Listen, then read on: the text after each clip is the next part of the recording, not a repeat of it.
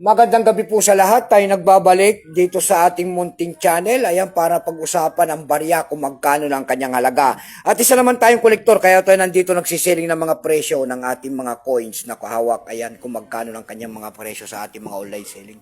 Magandang gabi po sa lahat ng ating mga kolektor at mga numismatis ng Pilipinas kung saan kayong dako ng mundo po. Ayan. Ang pag-usapan po natin ngayon ay pera po ng France. Ayan. 20 Eurocent po ng France year 2014. Baka meron kayong mga ganito mga barya, ayan po, bultuhan po ang ating bili. At hindi pa po kamahalan ito, ayan. Tignan natin ang kanyang presyo kung magkano na ang kanyang halaga sa ating mga online selling. Pero bago yan, magpapasalamat lamang tayo sa lahat ng ating mga tagapagsubaybay dito sa ating munting channel, lalong-lalo na ang ating mga subscriber. Thank you so much sa inyong lahat. Mabuhay po kayo and God bless. Yan naman po, hindi pa po nakapag-subscribe dito sa ating munting channel. Malaking bagay na po ang inyong magagawa sana kung pindutin nyo sana at makikisuy at maglalambing. Pakipindot naman po sana, damay nyo na rin ang ating subscribe button, like and share para ma-update ko naman kayo sa mga gagawin ko pang mga bagong video po.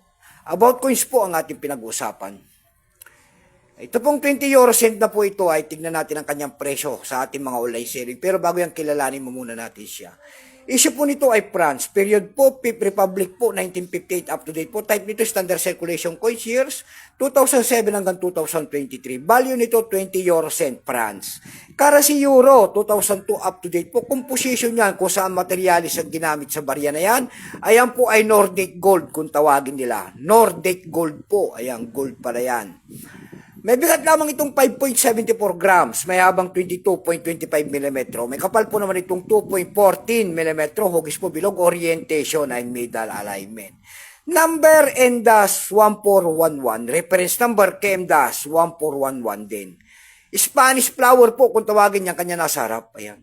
Ito pong year 2014 na ito po ay 25%. Kung ilang piraso naman ang ginawa ng France sa barya na hawak natin, ito po ay 45 million piraso po. Tatlong klase po ito, may BUSIT po ito at saka proof. Ayan, tatlong variety po ang inilabas sa ating coins na ito. May price na rin po ito doon sa ating numista.com kung tawagin ng ating mga kolektor. Ayan, yung kanyang very fine 12 pesos, extra fine 12, almost uncirculated 12 pesos. Ang circulated lang nito ay nagkakalaga po ng 15 pesos. Dako tayo sa kanyang mga presyo sa ating mga online selling. Ayan. Doon sa ating eb.com, tindahan po, bentahan po ng coins pandaigdigan. Ayan.